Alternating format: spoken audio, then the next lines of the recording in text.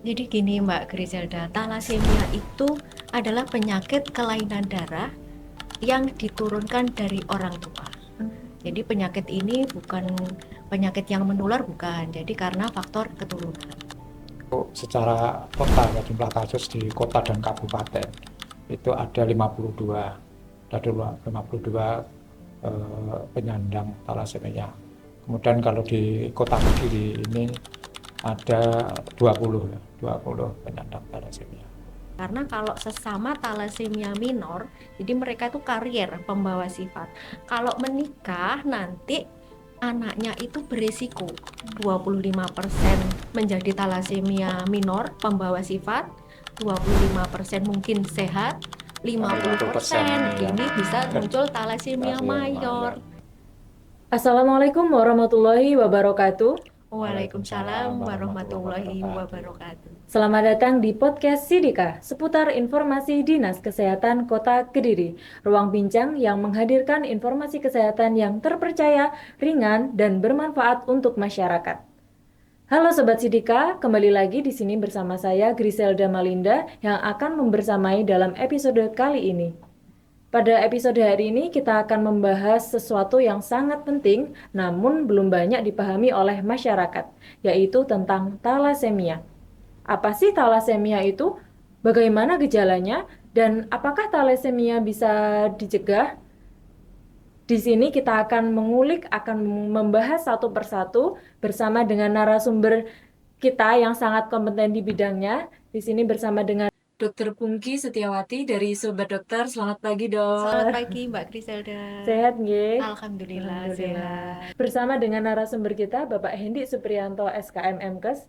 Selamat pagi, Pak. Selamat pagi. Selaku Kepala Bidang dari Pencegahan dan Pengendalian Penyakit Dinas Kesehatan Kota Kediri. Nah, eh, tema kali ini kita akan membahas tentang talasemia karena ini adalah bulan di mana salah satu harinya memperingati Hari Talasemia, nggih, Pak. Hari Talasemia itu diperingati setiap hari. Hari talasemia ini rutin ya kita peringati setiap tanggal 8 Mei.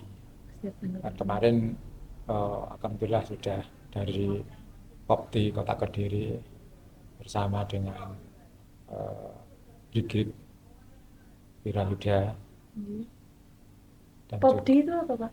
Perhimpunan Orang Tua Oh, Penyandang Talasemia sudah mengadakan peringatan yaitu tanggal 8 kemarin di lokasinya di Brigip ya, di dekatnya eh, penangkaran hewan itu ya. Kita bersama-sama mengadakan peringatan itu bersama dengan Persib dan juga dari layanan ya, ada dari rumah sakit juga, kemudian dengan kesehatan, serta dihadiri juga oleh orang tua penyandang talasemia dan juga dari anak-anak penyandang talasemia. nah, sebelum kita membahas talasemia lebih dalam nih, Sobat Sidika, kita perlu tahu sebenarnya apa sih talasemia itu dan bagaimana penyakit itu bisa terjadi. Kita akan tanya ke expertnya yaitu Dokter Pungki. Dokter, sebenarnya talasemia itu apa sih? Jadi gini Mbak Griselda, talasemia itu adalah penyakit kelainan darah yang diturunkan dari orang tua. Jadi penyakit ini bukan penyakit yang menular, bukan. Jadi karena faktor keturunan. Pada penderita talasemia itu tubuhnya gagal memproduksi hemoglobin atau sel darah merah. Jadi jumlah sel darah merahnya berkurang, otomatis pada pasien ini muncul gejala anemia. Jadi kondisinya pucat, lemas, terus mudah lelah. Nah, talasemia ini ada 3 macam, Mbak. Ada talasemia mayor, ada talasemia intermedia, kemudian talasemia minor. Nah, karena ini diturunkan, jadi sebenarnya talasemia ini bisa dicegah. Pencegahannya dengan apa? Bisa dengan screening kesehatan untuk para calon pengantin. Nah, screening ini kan sudah dilaksanakan ya Pak Endi dari Sudah Dinas dilaksanakan. Kesehatan. Jadi penyakit talasemia itu bukan karena gaya hidup, bukan ya dok? Bukan. Murni karena keturunan itu Iya, sendiri ya. betul. Jadi karena faktor keturunan, makanya bisa dicegah. Terus kemudian penyakit talasemia yang saya sebutkan tadi kan ada talasemia mayor ya Mbak Griselda. Nah, talasemia mayor ini yang harus cuci darah. Nah, pasiennya harus cuci darah rutin, terus kemudian dilakukan juga pemeriksaan serum ferritin.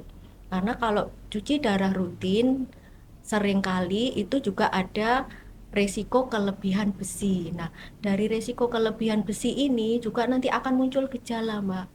Nah, makanya kalau sudah terjadi talasemia harus ada serangkaian pemeriksaan darah yang rutin dilakukan. Nah, kalau untuk gejala talasemia itu seperti apa sih? Gejala talasemia kalau yang talasemia minor atau karier atau pembawa sifat ini tidak ada gejalanya, Mbak. Nah, ini yang memang harus di screening. Kalau untuk yang intermedia, yang tengah itu kadang ada gejala, mungkin karena HB-nya turun jadi agak lemes, pucat gitu. Nah, kalau yang talasemia mayor, ini yang talasemia ini gejalanya seperti anemia berat. Badan lemas, mudah lelah, terus kemudian kulit tampak pucat, kadang juga kulitnya jadi kekuningan atau kita sebut ikterus. Untuk yang lanjut bisa badan ini perutnya membesar karena organ liver, organ hepar atau mungkin limfa itu bisa membesar. Nah, berarti kalau misalkan dari talasemia, misalkan dia mengidap talasemia minor ya dok, Iya, bisa naik ke intermedia atau mayor atau tidak? kalau yang sudah menderita minor tidak bisa naik ke intermedia Oh. atau yang mayor. Ya, jadi kalau minor itu karena cenderung tidak ada gejala, Pak. Baik, Pak Hendi, kalau untuk kasus talasemia di Kota Kediri ini seberapa besar sih Pak? Untuk jumlah kasus talasemia karena gabung ya Kota Kediri sama kabupaten itu kan gabung jadi satu ya. Seperti kemarin waktu peringatan itu ya juga kabupaten kota itu juga gabung ya untuk organisasinya POKTI. Kalau kasus itu secara total ya jumlah kasus di kota dan kabupaten itu ada 52, ada 52 penyandang talasemia. Kemudian kalau di Kota Kediri ini ada 20 ya, 20 penyandang talasemia. 20 itu rentan usianya dari bayi hingga dewasa nggak Ya, Pak? semua sampai dewasa, sampai remaja. Ini dokter Punggi, apakah talasemia itu bisa menular? Talasemia tidak bisa menular, Tidak bisa menular. ya tidak menular tapi diturunkan dari orang tua. Genetik itu tadi ya Iya, berarti, betul, dokter? Mbak. Jadi makanya untuk para calon pengantin itu jangan takut tes darah, jangan takut screening darah. Tujuannya apa? Supaya tidak muncul generasi talasemia mayor yang baru. Karena talasemia mayor kan salah satu pengobatannya harus transfusi darah. Ya. Kemudian kalau untuk pengobatan khusus talasemianya bagaimana dok? Pengobatan khususnya jadi misalkan nanti ada diperiksa HB-nya, sel darah merahnya itu di bawah 9. Nah, itu biasanya dilakukan transfusi darah secara rutin, mungkin 1 bulan sekali. Nah, setelah pemeriksaan darah, kan biasanya kan akan muncul, oh ya HB-nya di bawah 9 gitu. Diharapkan itu pada pasien talasemia itu HB-nya di atas 10. Ya, itu nanti diulang setelah mungkin transfusi sampai 10 kali, biasanya juga dilakukan pemeriksaan darah lagi, namanya cek kadar ferritin serum. Tujuannya apa? Tujuannya untuk melihat apakah pada pasien talasemia mayor ini ada kelebihan zat besi. Yang ditransfusikan kan darah. Kalau sering-sering transfusi, nanti zat besinya juga bisa tinggi di dalam darah pasien ini. Nah, kadar zat besi yang tinggi itu juga bisa mengganggu fungsi organ tubuh yang lain. Nah, ketika kadar zat ferritin ini tinggi, nanti ada pengobatan lagi, Mbak. Jadi kasihan kalau pasien talasemia mayor itu. Makanya dari Dinas Kesehatan juga kan berusaha mengadakan program screening kesehatan. Ya. Kalau untuk program dari Dinas Kesehatan screening talasemianya seperti apa itu Pak Hendi? Terkait dengan upaya pencegahan thalassemia ini sebetulnya sudah kita lakukan ya, karena itu juga masuk dalam programnya Kementerian Kesehatan, apalagi dengan adanya CKG ini ya, cek kesehatan gratis ini, termasuk thalassemia ini sudah masuk di dalam CKG. Jadi screening thalassemia sudah kita lakukan mulai bayi ya, bayi sampai 2 tahun itu kita lakukan screening di layanan di Puskesmas. Kemudian juga screening kita lakukan di anak SD ya, SD usia 7 tahun. Iya, 7 tahun itu juga kita lakukan screening ya bersama-sama di UKS biasanya dengan screening kesehatan yang lainnya. Kemudian screening juga kita lakukan lagi pada calon pengantin. Ini kita juga lakukan screening. Tujuannya apa ya? Tujuannya untuk mengetahui sedini mungkin ya. Misalnya pada bayi atau sampai umur 2 tahun kita lakukan screening, termasuk screening CKG ya di Puskesmas. Ini nanti kalau misalnya di situ ditemukan eh, apa thalassemia dengan kelainan darah itu, makanya akan bisa ditindaklanjuti ya, dikawal untuk penderita thalassemia itu sampai dewasanya. Kemudian juga screening pada siswa 7 tahun tadi ya, di SD ya. Ini tujuannya ya, tujuannya dari screening itu biasanya nanti kalau ditemukan ada siswa yang HB-nya rendah ya, HB-nya rendah atau anemis, karena anemis ini juga merupakan tanda thalassemia, itu salah satunya juga anemis, maka akan tindak lanjut diberikan rujukan ya, diberi rujukan ke Puskesmas, sehingga nanti akan dilakukan tindak lanjut di Puskesmas, pemeriksaan darah selanjutnya, termasuk ada riwayat thalassemia atau tidak, ada keluarganya yang kelainan darah atau tidak, itu akan digali informasi itu semua selain dilakukan pemeriksaan darah. Kemudian waktu Jatin ya, mau menikah itu ada pemeriksaan Jatin, itu juga di situ juga akan dilakukan pemeriksaan HB ya, pemeriksaan hemoglobinnya gimana, kalau nanti anemis dan sebagainya kan tentunya juga akan ditindaklanjuti untuk terkait dengan ada kaitannya dengan thalassemia atau tidak. Intinya untuk program pencegahan ini adalah menghindari sedapat mungkin perkawinan antar penyandang thalassemia ini kita hindari, karena kalau nanti terjadi perkawinan antar penyandang nanti kan keturunannya akan menurunkan juga resiko untuk menderita thalassemia, sehingga upaya pencegahannya hanya untuk menghindari itu. Makanya nanti bagi masyarakat apabila sudah nanti anak-anaknya sudah terdeteksi sudah sejak awal, ini harus dikawal untuk keberlanjutannya, termasuk sampai menikah nanti diupayakan itu jangan sampai menikah antar sesama penyandang ya, supaya nanti mendapatkan keturunan yang tidak penyandang ya. Ya, jadi Sobat Sidika ini juga himbauan untuk masyarakat mungkin ya Pak, untuk tidak takut melakukan cek kesehatan gratis, yang dimana itu bisa dilakukan di puskesmas terdekat.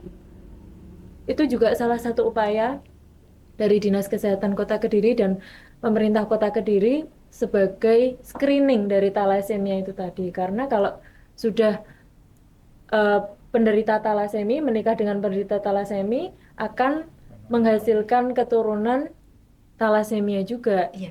Jadi pencegahannya adalah melalui screening. Untuk Dokter Pungki, apakah ada makanan yang tidak diperbolehkan untuk dikonsumsi atau diet orang thalassemia itu seperti apa sih Dokter? Iya, Mbak Griselda. Jadi untuk yang pasien thalassemia mayor ya, karena kalau yang minor kan tidak ada gejala. Kalau yang mayor kemudian mendapatkan transfusi darah yang saya sampaikan tadi kan cenderung kelebihan zat besi. Makanya untuk makanan-makanan tertentu memang harus dihindari. Jadi makanan yang mengandung zat besi. Jadi daging merah, jadi daging sapi, terus kemudian jeroan. Kemudian untuk sayur seperti sayur yang berwarna hijau pekat, daun bayam, kangkung itu ya sebaiknya dihindari. Terus minuman seperti jeruk karena dia bisa membantu penyerapan Fe. Kalau jadi habis makan daging minumnya jeruk itu penyerapan zat besinya itu lebih bagus, makanya itu juga dihindari. Selain minuman yang mengandung vitamin C, suplemen vitamin C juga dihindari. Suplemen Fe penambah darah itu juga harus dihindari. Justru yang boleh tapi dalam jumlah terbatas itu minuman seperti teh. Karena teh itu menghambat penyerapan zat besi. Jadi gitu Mbak Griselda. Terus kemudian saya menyambung yang masalah pernikahan ya. Jadi sebenarnya orang tua dulu itu kan bilang ada bibit, bobot nggih, Pak Endi. Nah, itu sebenarnya ada manfaatnya juga ya. Jadi kalau misalkan putranya itu menderita talasemia minor, ini kan yang tidak ada gejala. Dengan screening kita akan mengetahui, oh calon menantu saya talasemia minor dan anak saya talasemia minor. Nah, ini bisa dipikirkan. Karena kalau sesama talasemia minor, jadi mereka itu karier pembawa sifat. Kalau menikah nanti anaknya itu berisiko 25% menjadi talasemia minor pembawa sifat, 25% mungkin sehat, 50% ini ya. ini bisa muncul talasemia Talasemia mayor. Berarti Nah, lebih besar resikonya untuk iya thalassemia mayor. betul. Ya, jadi makanya dipikirkan apakah ini nanti dilanjutkan menikah atau tidak. Yang kedua mungkin dilanjutkan menikah tapi mungkin komitmen enggak punya anak. Nah, makanya screening ini penting sekali Mbak untuk calon pengantin. Selain pre-wedding, jangan lupa screening kesehatan. Tidak kalah penting ya. Iya betul, screening kesehatan ini tidak kalah penting untuk mencegah munculnya talasemia mayor yang baru. Berarti mungkin sebelum melangkah serius dari fase awal ta'aruf atau pacaran itu Iya. mungkin hal yang penting adalah screening ya dokter. Betul, Mbak. Jadi jangan ke pre-wedding juga penting, tapi screening ini juga penting. Iya. Kalau untuk talasemia itu apakah ada vaksin khusus? Kalau untuk vaksin belum ada sih, Mbak. Iya. Jadi pencegahan ini yang penting. Jadi penyakit keturunan yang bisa dicegah. Oke. Oh ya, tadi kan sudah dijelaskan oleh Dokter Pungki makanan yang tidak dianjurkan untuk penderita talasemia. Nah, kalau makanan yang boleh apa saja sih dok yang Kalau dikonsumsi? untuk makanan yang boleh, daging putih. Daging putih itu daging ayam. Atau ikan juga boleh. Kemudian tahu, tempe boleh. Sayur, jadi kayak sayur kubis, kol itu boleh. Terus minuman teh, tadi saya sampaikan karena teh itu menghambat penyerapan zat besi, boleh. Tapi kalau untuk anak-anak dalam takaran yang khusus ya Mbak, jadi tidak boleh terus-menerus teh juga tidak boleh. Jadi begitu. Vitamin D bagus, asam folat, vitamin E itu boleh. Jadi Kalau zat besi jangan, iya, karena dengan adanya transfusi tubuh mereka itu sudah cenderung kelebihan zat besi. Makanya dilakukan pemeriksaan ferritin serum. Nanti kalau ternyata kadarnya itu tinggi lebih dari 1000, itu bisa mengganggu pertumbuhan. Jadi anak bisa terjadi gangguan pertumbuhan. Kalau juga terjadi gangguan pubertas. Nah, makanya nanti ada terapi kelasi besi. Itu untuk mengurangi atau menurunkan kadar zat besi yang berlebih pada penderita talasemia mayor. Berarti kalau penderita talasemia mayor itu harus periksa ke vaskes setiap berapa bulan sekali? Ya, jadi biasanya nanti ada pemeriksaan khusus transfusinya mungkin 1 bulan sekali, setelah transfusi sampai 10 kali atau 10 sampai 20 kali ya Mbak, rentangnya itu akan dilakukan pemeriksaan ferritin serum. Biasanya dilakukan di rumah sakit Mbak. Nah, nanti kalau misalkan kadarnya tinggi akan mendapatkan pengobatan terapi kelasi besi itu juga biasanya dari Dari rumah sakit nggih Pak Endi? Ya, Dr. Pungki, terkait Nggih. dengan penderita atau penyandang talasemia ini sudah, kalau rumah sakit itu sudah seperti rumah, karena rumah keduanya ya, Iya. karena sudah ya Rutin.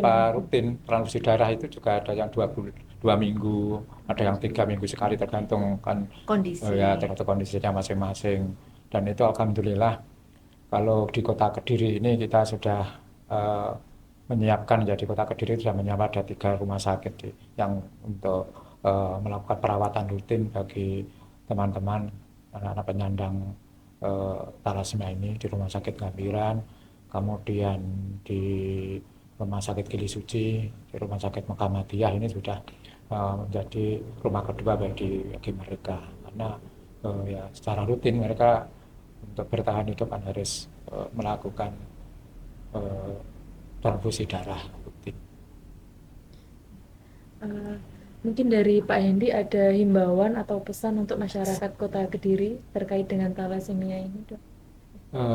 Untuk himbauan kami dari Dinas Kesehatan, yang pertama, karena thalassemia ini genetik ya, diturunkan dari orang tua ke anak, maka bagi orang tua perlu lebih waspada ya, terutama kalau anaknya ada yang penyandang thalassemia, ya supaya nanti keturunannya tidak menjadi thalassemia harus betul-betul saran dari Dinas Kesehatan, dari Puskesmas, untuk mungkin lebih selektif lagi dalam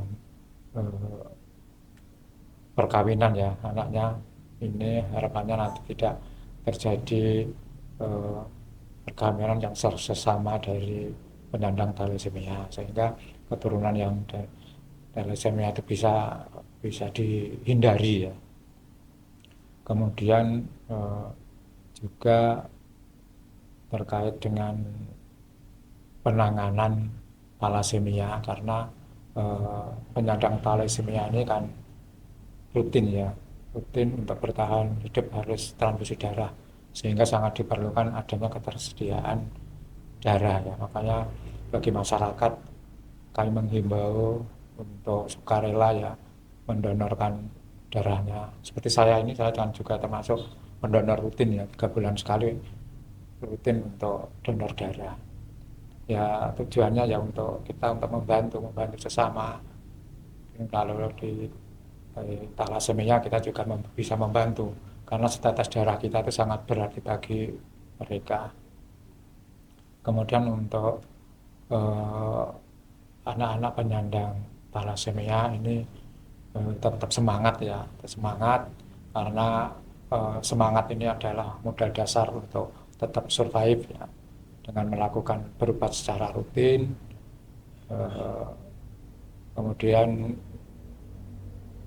pola hidup yang sehat tetap dijalani, sehingga bagi anak-anak thalassemia ini tetap sehat, bisa bersekolah, bahkan juga bisa berkarya, bisa bekerja, karena dari penyandang thalassemia ini juga sehat-sehat ya, kemarin yang berkumpul kemarin juga bisa bekerja, bisa sekolah sampai selesai dan sehat lagi. Mungkin itu saja dari saya, Pak Serta. Baik, terima kasih kehadirannya pada hari ini Pak Hendi dan juga Dr. Pungki. Sama-sama. Semoga sehat selalu. Amin. Baik, Sobat Sidika, berakhir sudah episode kita kali ini. Sampai jumpa di episode selanjutnya. Wassalamualaikum warahmatullahi wabarakatuh. Waalaikumsalam warahmatullahi wabarakatuh.